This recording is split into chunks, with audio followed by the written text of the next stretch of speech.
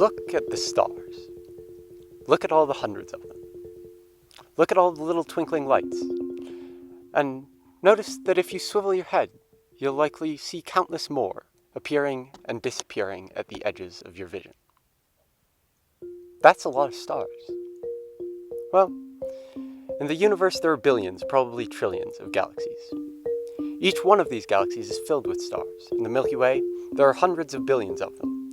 Some of these are about the size of the sun. Some are 1 billion times its volume.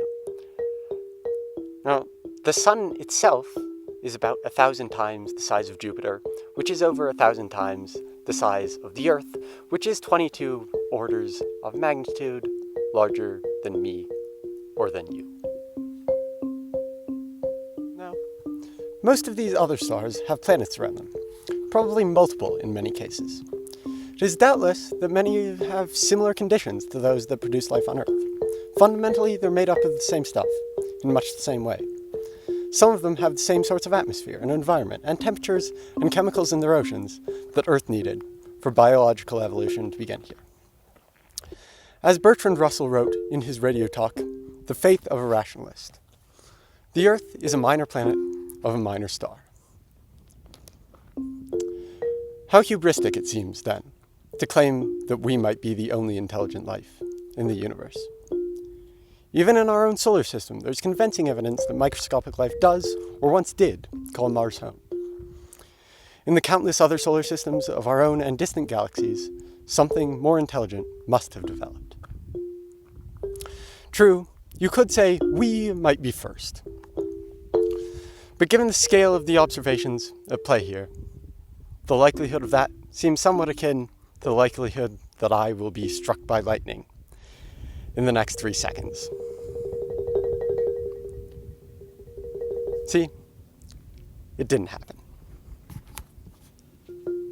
Now, I chose to discuss Bertrand Russell because I feel that this idea that I might call something like anthro-humility, that our perception of the world as humans is not perfect, and that critical questioning is required to make sense of it, and that primarily and most importantly, humankind is not fundamentally special or unique. That this idea is the basis of both Russell's worldview and of my own belief here. Now, what exactly is my belief?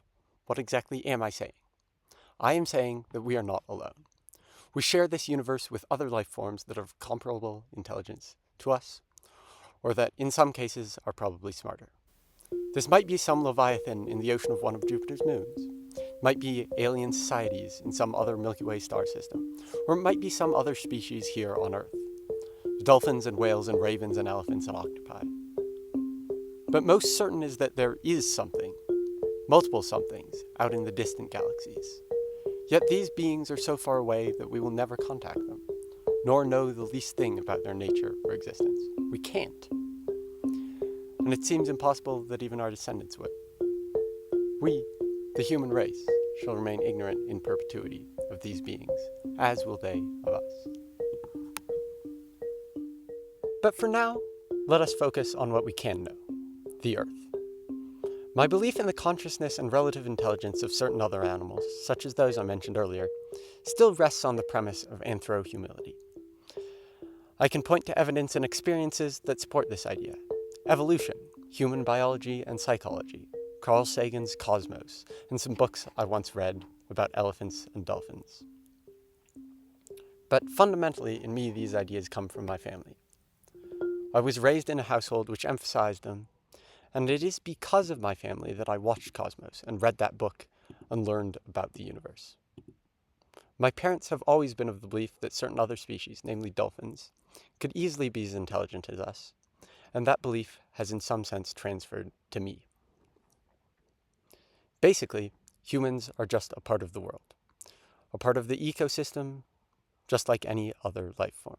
We evolved from other animals, as did every deer and crow and lizard you see each day. Bertrand Russell once wrote that it is important to remember that from protozoa to man, there is nowhere a very wide gap, either in structure or in behavior.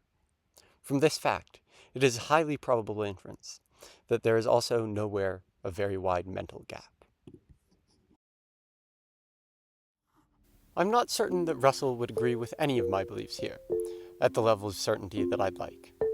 He was fundamentally a skeptic and an empiricist, and the lack of any actual example of extraterrestrial life, for example, might have somewhat put him off. He's the type of person who you might expect to say something along the lines of, "It's possible, or even likely, but we can't be sure." Nor can I be sure of what he would have thought, at least not without further reading.